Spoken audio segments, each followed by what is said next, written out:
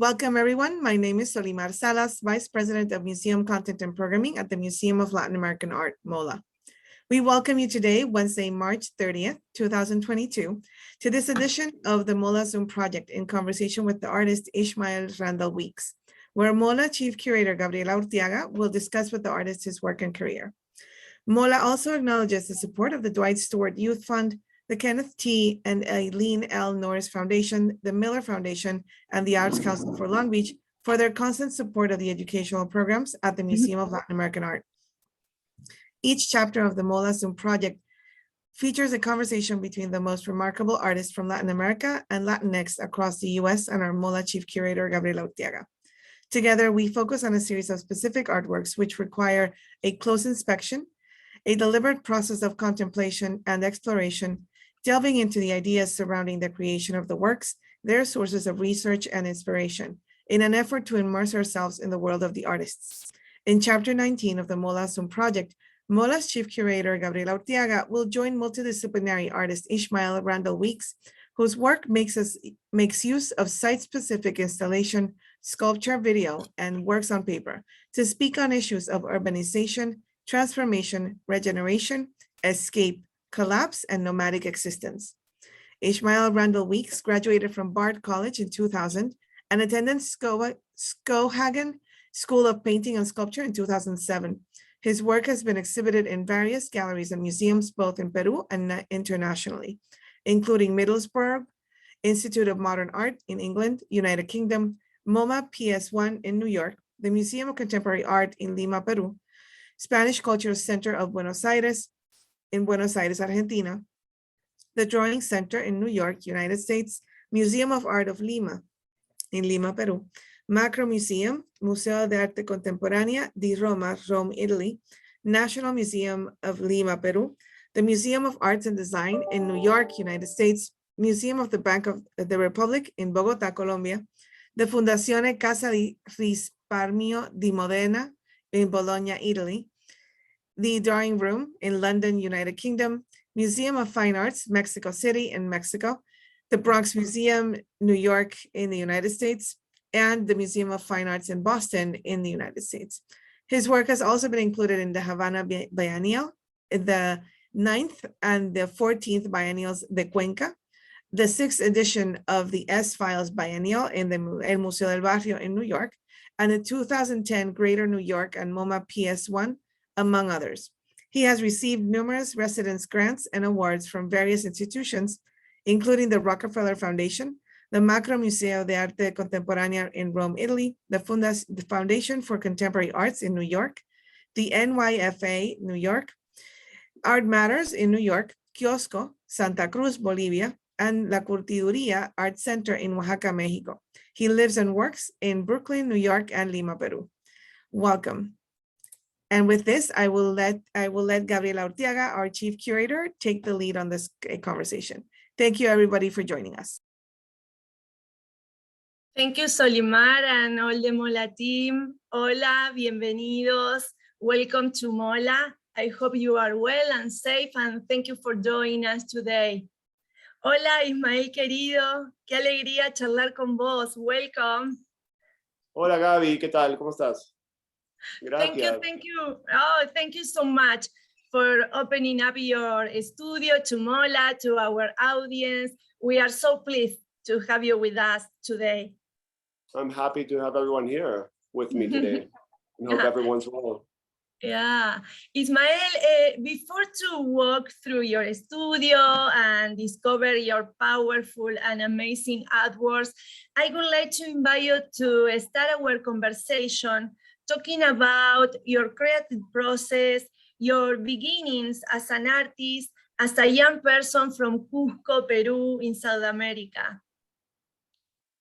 I'm kind of a muck between cultures because I'm also, as much as I feel Peruvian, I'm also North American in the US. My parents migrated here in the 70s and established themselves in the Sacred Valley in the town of Ointetambo.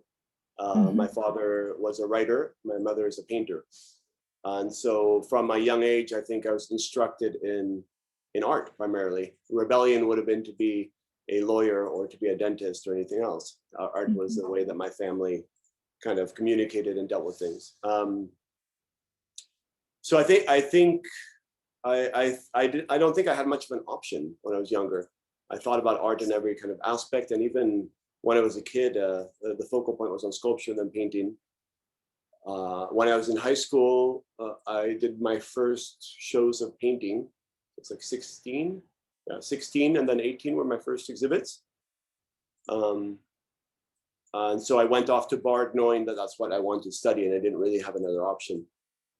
So it's a little bit the start of it, and I spent most of my high school and college, and then right after college in New York, really considering being back in Peru.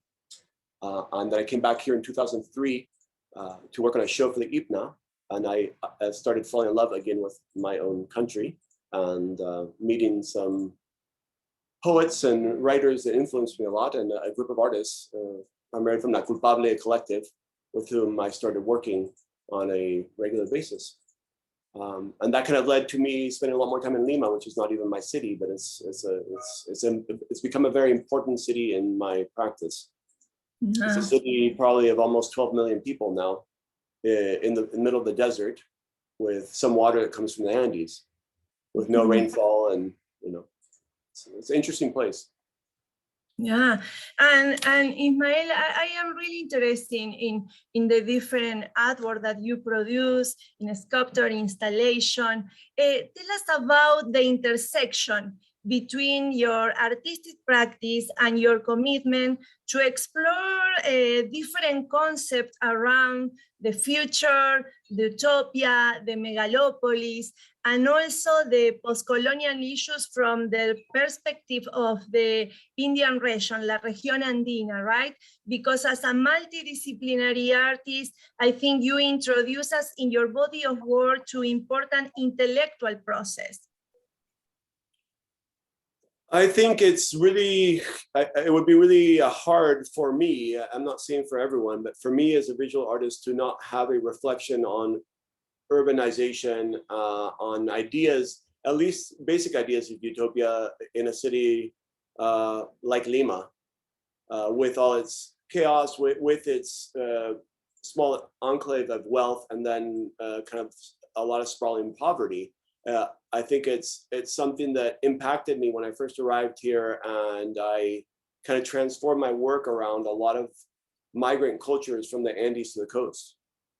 Thinking a lot about what it meant to leave behind, because of political reasons, social reasons. So Peru went through almost 20 years of Shining Path and MRTA guerrilla groups, a certain civil war. So that left the country when I arrived here with a lot of state of fear, right? It wasn't really a state of fear.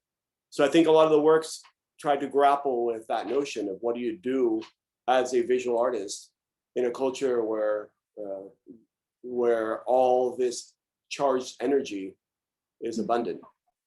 So first shows had to do a lot with mobility tricycles, thinking about the first instances of work for the migrants, usually thinking about the weight of that work. And then from there, I've been collaborating off and on with a group called Hawapi, which is another of the artists here, Maxim Holland, with whom I grew up in Cusco, started this project. Hawapi in Quechua means outside, where you take artists to different problematic regions in Peru. By problematic, I mean illegal mining to legal mining to water source issues to land dispute issues, and kind of gear all the projects around those specific places. So that, I think that's informed my work a lot, Gabby. Yeah. And I think it was something that was needed for me. I mean, I think one of those things that keeps me working more in Lima is because those are very present. It's true. It's totally true. Well, Ishmael, we are ready to visit your studio, and tell us in the meantime, how do you work now in this special time? If do you have a daily routine, and we can start to walk there. Okay, I'm going to switch over now to my phone to be able to do that. So I'm going to mute the screen now here.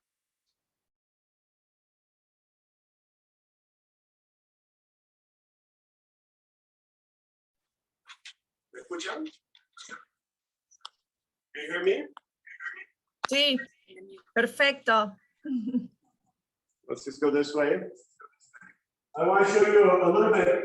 This is the internal space of my studio. And it's an area that we do a lot of the smaller maquettes, ideas for bigger shows. Sometimes small pieces that become big installations like these, which I like a lot. It deals a lot with topography and thinking about how you can kind of create certain topographies out of, in this case, posters from archaeological sites. Mm-hmm. I've been collecting over time lots of elements from archaeological places in Lima. And so with those, I do a process called it's the metallization almost. So it's called metallize your memories. And so what I'm trying to do is take these pieces of almost garbage from archaeological sites, contemporary garbage, and mimic them and replace them with copper.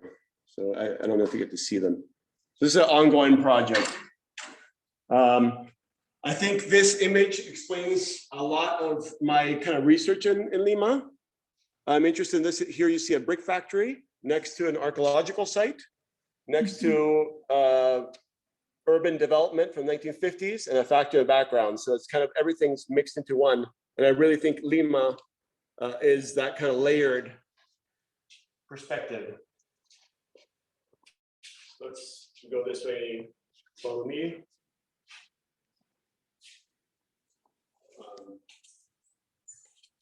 And here, what I've been trying to do is these kind of larger works of ceramics. And the concept of that is to try and melt kind of cultures together as one whole piece. And it's been kind of cut into sections. I was thinking a lot about the way archaeology and previous culture interact with our contemporary culture, and the way that kind of one would say that kind of the cake is divided. Mm-hmm. Let's go out this way. And I'll guide you. Thank you to Majo for guiding the camera. See a little bit of the space here. One of the great things about being in Lima is really no rain. So you can have outdoor studio. The temperature stays pretty temperate all year long. We have kind of like a wood shop, a metal shop on the right, the ceramic shop on the left, where we've been doing a lot of experiments with clay recently, clay and kind of baskets. To try and kind of develop some new language pieces in the studio. I don't know if you can see this.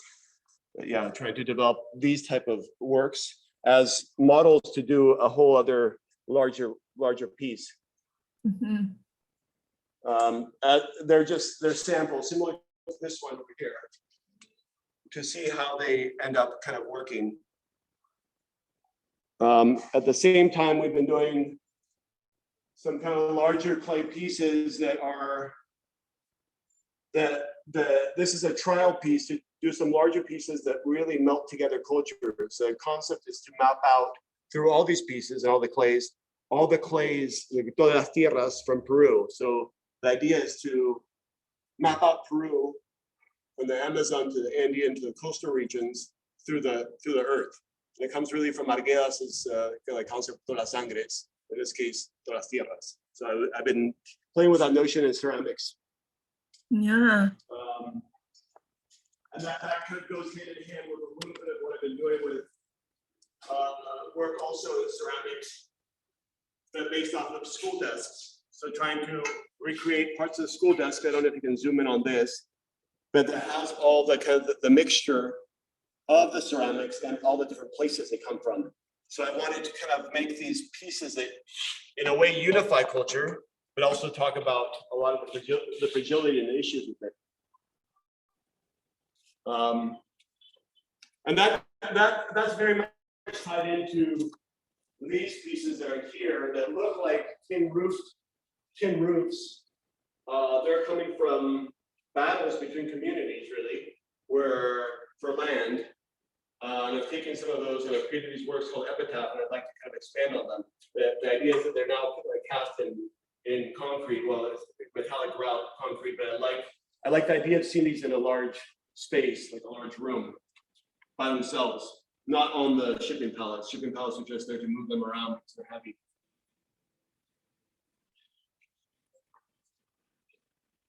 I love my practice, same with the clays. I'm still trying to understand how you can mix together different clays from different regions. So the Amazonian clay with the Andean clay, coastal clays, and try and figure out kind of a whole logical kind of system to be able to do that.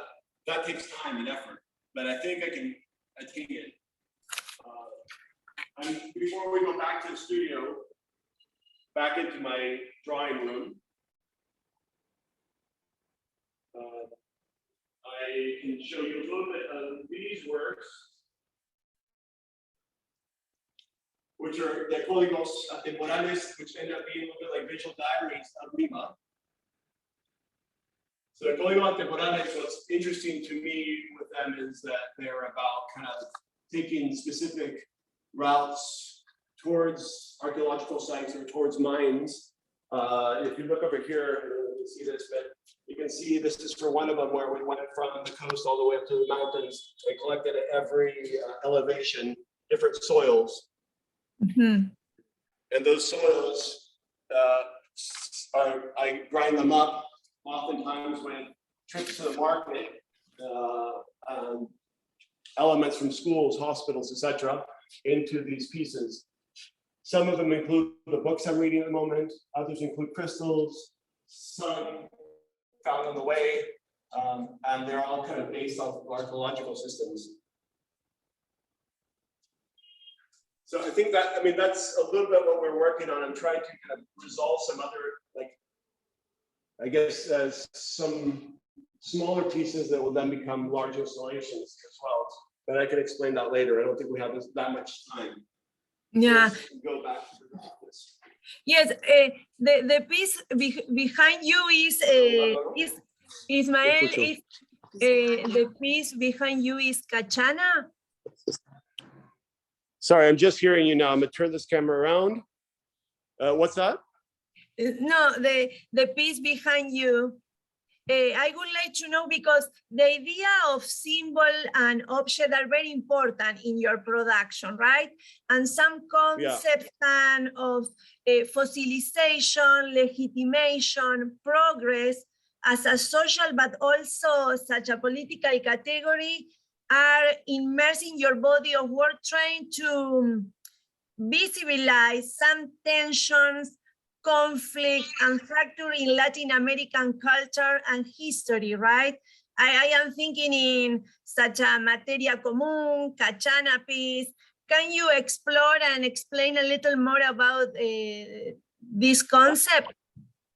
I think a lot of even those pieces on the back are kind of based on iconic symbols that tend to be almost cyclical. They're both political as well as historic, right? Like the chacana is, in some ways, or they're kind of invented cross, but it's been used as a political symbol for Andean power. This work behind me comes out of the Huaco, which is like an Andean base, but it's also a staircase that was used by, in the magazine Amauta, which was a very kind of revolutionary magazine here in Peru. And Sabogal did the initial drawing, so I wanted a relationship to that. I think the political, especially its kind of symbology, has always been kind of important to me here. But I think it's because it unifies people, right? Like I'm interested in the unity of people, and whatever that kind of symbology is about unity and community, then that can kind of play a role in my work. Which is the same as like when we're looking at the códigos temporales, these small layered pieces, they're really about conversations with people on the way, right? Yeah. And even this piece that I'm working on right now with the canes, which I don't feel like is done, but maybe we'll get there, is about thinking about cyclical parts of nature and about the unity of I guess, life forces. Thinking about how you can transform something we deem as culture as kind of lack of utility, almost like old age, into something useful again. Mhm. Beyond the fact that almost all these themes are collected from conversation, so I like that has a big role. Should we go back to the office? Okay. Yes, yes. If you feel comfortable with that, yes, we can go to your office again. Unless you want to keep talking here, I'm happy out here too. Yes, your studio looks fabulous, and we can see your daily routine there. It's fantastic. My daily routine, yeah, it's composed of different elements of trying to figure out some things, right? Even like this tile piece, I'm interested in being able to visualize it in obviously in a white space. I don't have that here, but I like that the tiles all are very colorful on the superficie, and then up towards the top are just dirt, you know. And in the end, I think there's something very basic and essential about it. Yeah. The only real work I have here that's like left over from a past show is the spiral staircase that rotates clockwise. It has a motor, so it rotates clockwise, and the minerals, which are basically raw copper and silver, rotate counterclockwise. It was exhibited in the Lima Art Museum initially at the entrance as a way to discuss Zapacheta, which is kind of rock pilings, but it discusses I guess staircases, but also DNA.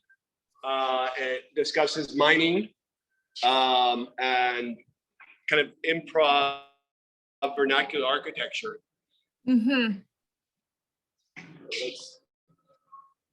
But it's one of the I think benefits of being here in Lima is we don't have this type of space to work in. And I like that the climate is always relatively the same. I don't really like too much heat, and I don't like too much cold.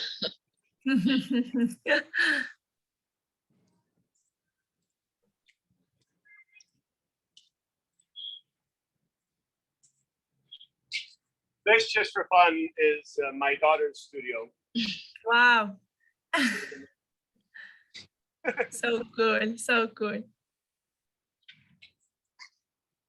As well as Kandinsky's space, my dog. Kandinsky and Malevich are the two helpers in the studio. Yeah. Right there. All right. A big combination.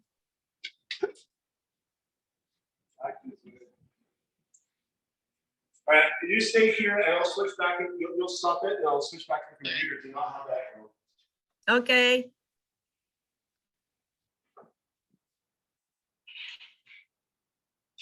Okay, I'm back. Ya, Majo, ¿puedes apagar eso, por favor? Ahí está. Ahí estamos, fantástico, Ismael. Y I think that during the last period, one of the narrative in your body of work through textile, installation, sculpture, work on paper, you are talking about the trauma of displacement, violence, urbanization, migration, talking about the Peruvian reality and also the culture, the identity, right? Could you tell us about your research and discover through the pathway of looking new answers and maybe new questions about the historical change in Peru? I think I left when I was young, and I kind of ignored Peru for a bit. So when I came back here, it was a learning experience. One of the first works I did was making a brick a day out of the newspapers to make a house. And I spent 3 years making a brick a day, learning about everything that had happened. And in a lot of ways, being up in the Sacred Valley in a small town, we're very isolated from a lot of the problems here in Lima. They became more kind of apparent. In my research, I tend to try and figure out how to mix elements of time to kind of describe a cyclical nature and everything, which is what I was talking about outside. That's why I think there's a lot of archaeology in it, because I look at pre-Columbian cultures as much as colonial. as much as the contemporary culture, because I think they're all interwoven. Sometimes I think we like to ignore a lot of those elements, but without understanding that or mixing them into the dialogue, they're not as present, I guess, with what I'm trying to do. The symbology of of trying to understand what brings us together as a culture is, I think, a big part of my research and what holds us apart. And I think that goes to what you're describing as kind of a post-colonial understanding of Peru or Latin America, right? Because you have a struggle of one, which is, land back to indigenous populations, which I strongly believe in, mixed with what do you do with all the colonizers, the mixture of cultures. They become a huge part of the dialogue as well, right? And then on top of that, you have extractivist mentalities, from mining to deforestation, that are still affecting native tribes in the Amazon. So I think a lot of those things interweave in art, where I'm allowed to make works that maybe they're not directly political because they're kind of underlying there, but the energy has that. The energy of that is there, and I think that's very important, right? Like you can accomplish a lot of that energy through subtlety. I used to think it had to be kind of vomited out, but actually subtlety sometimes works really well with it.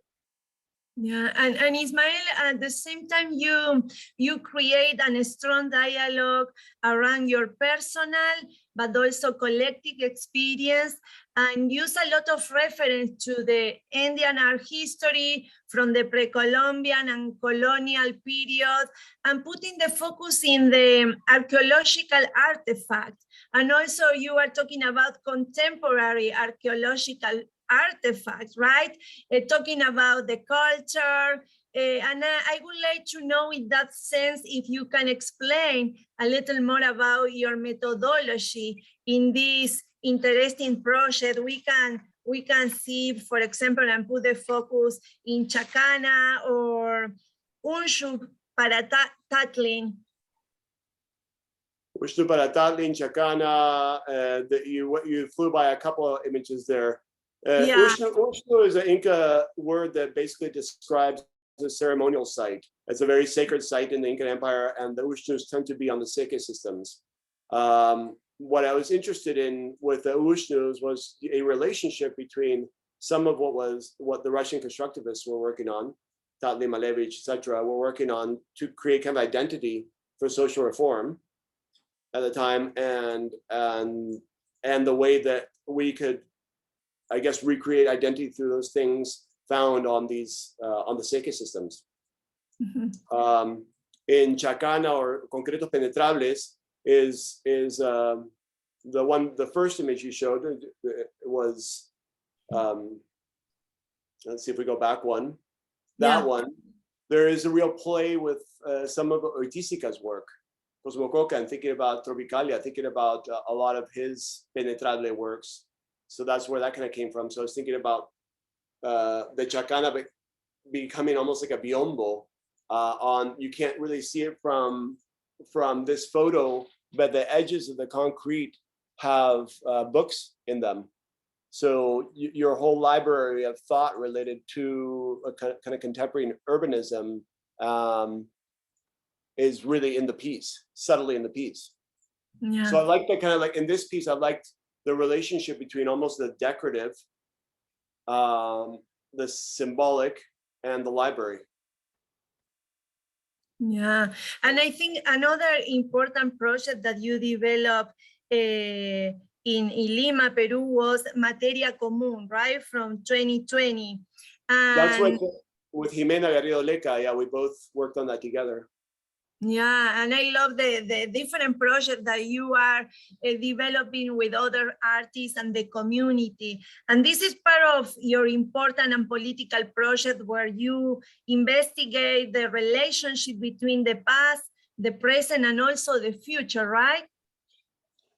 I think like this materia común was really, with Jimena, we started talking about what sacred soils meant, right? Because the earth came from Chilca, from places, from magical earths that are supposed to cure you. We're thinking of Tommaso Cabanelli and all his idea of utopia, where all the knowledge of the world was in the walls. So what we'd ask the people to come in and do, anyone that came into the show, was to read the newspaper, pulp it, and that becomes a layer, but also leave something behind that would kind of create a sense of community. And so everyone started leaving objects. We had this big shelf filled with, from people's ID cards to political slogans, to a sandal, to sculptures that all started becoming integral to this large installation that was layers of newsprint and earth. I think something important that you can't see from the image is that from where you're looking right now was the reader's stance, almost like a tabacalera cubana, where you had readers read the newspaper every day. So while you're working, you were finding their interpretations of what was going on in the news. Yeah, and also you are talking about the brutal past, but also presenting new questions, right? About the persistence of the violence and the destruction of the ecosystem. And I would like, if you can tell us what is the reception of this kind of installation in the community? This type of work was done inside the Museum of Contemporary Art, the MAC in Lima, which was a different context than a lot of the works where I've done in like the Museo de Relave that I did in Cerro Pasco, which is in the middle of the town square, and people use it on a basis. It's interesting what happens when people end up going to a space like this that's inside a museum, because the relationship is different than the public realm, right? They've usually paid an entrance ticket, and they're going to see art. A lot of people in Lima, being in Lima, were very confused by this and almost outraged, because they wanted to see, classical paintings or classical sculptures, and instead were immersed in this installative process where they were also asked to contribute and be involved in it. So the reactions from the younger generation were very positive. I think it was more from the older generation that really didn't appreciate it. Wanted a classic kind of structure, right? So it was a mixed field, but we got so many, the amount of objects, people left sculptures, paintings, personal artifacts, some drugs, bottles, lots of things that went into these walls that they thought were important to contribute with. So I think that's the real kind of testament to people's desire for participation. Yes, I love that. In these kind of walls of knowledge. And one thing I always talk about with the earth or the soil is that it is really our library, right? If you go through a whole continent and culture, the soils are as much a library as any book is. Yeah, and Ishmael, for example, the next artwork that I would like to explore a little more is La Escuela del Pensamiento Triangular, that you are explore here, the concept of the border, and a lot of stories between Chile and Peru, right? Could you tell us about your message in this particular piece? So this piece is actually in the moment, if you see the truck in the back, it's the moment the police come and the border patrol people to shut us down. So I wasn't allowed, the images don't reflect how it was finished. There's actually a couple others where it's finished, but the idea was to create a space for community thought on a land dispute, which is a very small triangle between Chile and Peru, kind of enemy countries kind of forever, right? And Bolivia. So that's why it's triangular, three cultures, three countries, and try and create a space to raise bonsais for the military police in the border, and to do yoga, and to watch movies and to talk. So it was in a sense, it was based on kind of principles from the 1950s, 60s of land invasion, housing, translated to that space. When we built it, I think the Chilean Border Patrol thought I was building a weapon in that triangular form. So it's kind of scary for a second because they came and shut us down in a very, very aggressive way. Yeah. I mean, I guess if you're playing in that space is heavily mined, and you have two towers on each side controlling a really ridiculous amount of desert. It's just a small triangle, smaller than Parque Kennedy. So I think that was one of those projects outside, like the Museo Relave, that dealt with trying to bring people back together again. Yeah, and I love that idea because that you mentioned in the particular installation, the Museo del Relave from 2012. That one, yeah, that. Yeah, I would like to know how important and influential in your practice is your relationship with the community and the conversations around the rethinking the future, the present in this particular time, right? So I mean, in this context, the geodesic dome, or the invention of the geodesic dome from Buckminster Fuller, was very important to me. I liked the idea of this kind of this almost utopian structure that is very futuristic even today. It hasn't lost that kind of futuristic relevance. The nice thing about doing sculpture versus like this kind of NGO project was that I basically, and being in Peru, is that I just built that as a sculpture, not as something I had to kind of like formalize. We built it, and inside is a community garden and a museum based around artifacts found in the mine tailings. The community there is very affected by the mine tailings. Heavy metal poisoning is prevalent. The mine nearby, which is Cerro Pasco, which is a gold mine, has basically eliminated all their water sources because they've turned it into mine tailings. It's an open face pit mine. And for the community there, it's very important to have this as a political gesture. So it's still a museum that is there today. Whenever a guest goes to a small town, they open it for them and are happy to kind of show them around. And they also use it as a greenhouse to grow vegetables that they can't grow at that elevation. So what was interesting to me in making these display cases and finding these objects, which is a little bit similar to what I showed you with the copperization, is that the minerals in the mine tailings, the relave, turn everything a specific, like almost like a patina, and they look like they're artifacts in a natural history museum. And the kids going through it recognize their own elements of garbage that they say when they throw it into the mine tailings, they start corroding and disappear. So they start recognizing a little bit of their own culture. I worked with a geologist, I worked with an ethnographer, and we created a whole text that went into display cases to kind of analyze a little bit the issues surrounding that. And I like that the objects were of kind of daily use. Yeah, it's so important. And Ishmael, for example, before to finalize the analysis of your work and open the Q&A session, I would like to put the focus in Bolquete from 2011, right? And what is the idea behind this action?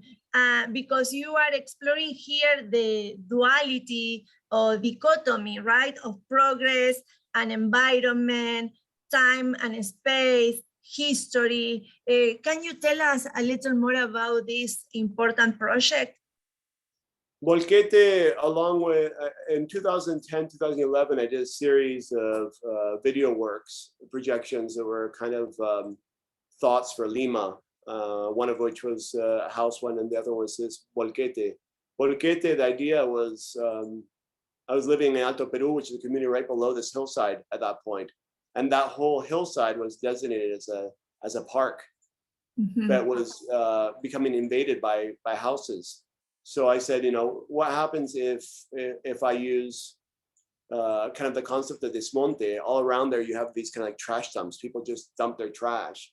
I said, what happens if you, instead of trash, you dump earth, valuable earth, and 700 trees, and just see what happens. So in Bolquete, the truck, much like, and it has a historical reference too, because it's based on Smithson's tar pores from 1969, asphalt pores, sorry. But what happened in that instance was that we threw that down, and all of a sudden people from the community started coming and initially fighting over the trees, and then organizing and creating a park out of it. So now where that dry piece of land is, it has trees in it. Out of a simple kind of like maybe even an egotistical gesture by my part to do an art project that then created some kind of social good. The idea, my initial idea I wasn't even thinking about how the community would react. I was just kind of disgusted by being in Lima and seeing the amount of trash and seeing the lack of parks and the lack of trees, the lack of oxygen. So yeah, actions for Lima. No, it looks so powerful. Ismael, well, we would like to open the Q&A session right now, and Jorge, the curatorial assistant, he can share with you some questions for the public. Wonderful. Hi, Ishmael. Thanks so far for the conversation.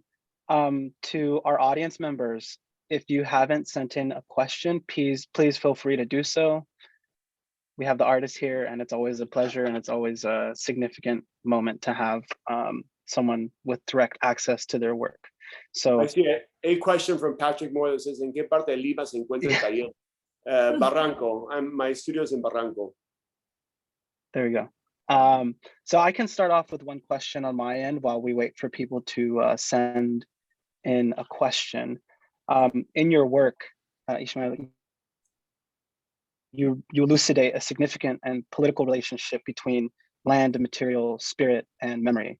How did you reach this conclusion, and what experiences artistically did it take to get you there? People. Impactful stories from people. I think that's the main thing, because that's, you know, you see things, you hear things, you want to do something about it. And that is very, those aspects, I'm not going to say Lima is different than other cities, but there is a lot of desperation, there's a lot of poverty, there's lack of water, there is a city, it's the second largest city besides Cairo in the middle of a desert. So you can kind of really see where humanity can go in this, the limitations of humanity in a space like this. And those conversations, a little bit like the códigos or the layering, right? Where you take something, you take the energy from that conversation and you reduce it to a kind of layer of information. It's solidified in that kind of library. And I think that sculpture has that kind of in-between role where I don't have to be an architect, and I don't have to be necessarily a sociologist, but I can kind of work on those notions in this in-between that I like a lot. I don't know if that answers your question. No, yeah, definitely. And I think that's where the influence is, and I think it's just, I think it's also years of just looking and working and wanting more. Definitely. Once again, if you have a question, please feel free to send it in to Ishmael. Thanks. I guess a follow-up to that, if I can. When you're working site-specifically across different countries, how does your process of creation change, or do you follow a similar model in each instance? That's a really interesting question.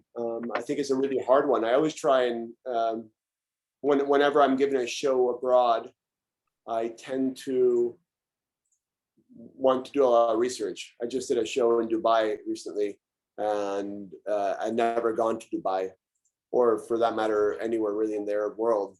So I was kind of intrigued by what my vision, what my thought of the Arab world was without going there. And so I started jotting down notions of that or annotations of that. And I end up doing a lot of kind of weaving together of those kind of cultures. I made this piece called Biombo Mashrabia and looked a lot about the kind of Arab influence in Lima and started thinking about similar political moments that both had. And I also found it very interesting. I'm just giving Dubai as a case sample. I also found it interesting, much like LA, that we're cities in the middle of kind of desert environments on the coast. Definitely. Thanks. Patrick Moore asks, how do you get approvals for your outside projects in and around Peru or anywhere for that matter? I don't. I mean, I think I probably should, but I haven't yet, and I haven't really run into problems with it. Partly because I think it's the element of surprise. If I have to go through all the kind of loopholes of the system, then there's no element of surprise. And then I find that communities want either payoffs, or they think that you're coming as NGO and have money to give to community. And so I think in a lot of instances, I just go and do the action and then face whatever repercussions happen after that. And if I have to deal with that, I deal with it. Yeah, fair enough. So that looks like all the questions that we have for today. Thank you so much for joining us. But I want to mention that I'm very sensitive to the area, right? I mean, like if someone were to say, I don't want this here, I would do something different. In general, the reactions of it have been from research and knowing that there was something that was needed or wanted to be said in that area. Mm-hmm. Because like even like the piece where the Volquete piece where with the trees, I mean, someone could go like, why are you dumping all this stuff here? But in essence, they're life. And so nobody can really criticize the fact that you're dumping life there for someone to collect. Right? Mm-hmm. Right. Oh. Thank you, Jorge, and thank you, Ismael. You are an inspiration, and also thank you so much for your generosity, for sharing your work and ideas with us. It was a real pleasure to talk with you, and I hope to see you soon. Thank you, Gabriela, and thank you everyone that has joined the Zoom and has taken the time to listen to a little bit about what I do in my work. And come. Excellent. If you ever come to Lima, visit the studio. Oh yes, it could be an amazing plan. And the same, come to visit us in LA and visit the museum, Ismael. Buenísimo, Gabriela, gracias. Solimar, Jorge, hasta luego. Muchas gracias, and thank you all for watching today. I hope to see you soon in our next Zoom project with the Salvadorian artist, Craig Rodriguez, that now is part of our current exhibition. Bye-bye, thank you, Ismael. Thank you, everyone. Have a good afternoon.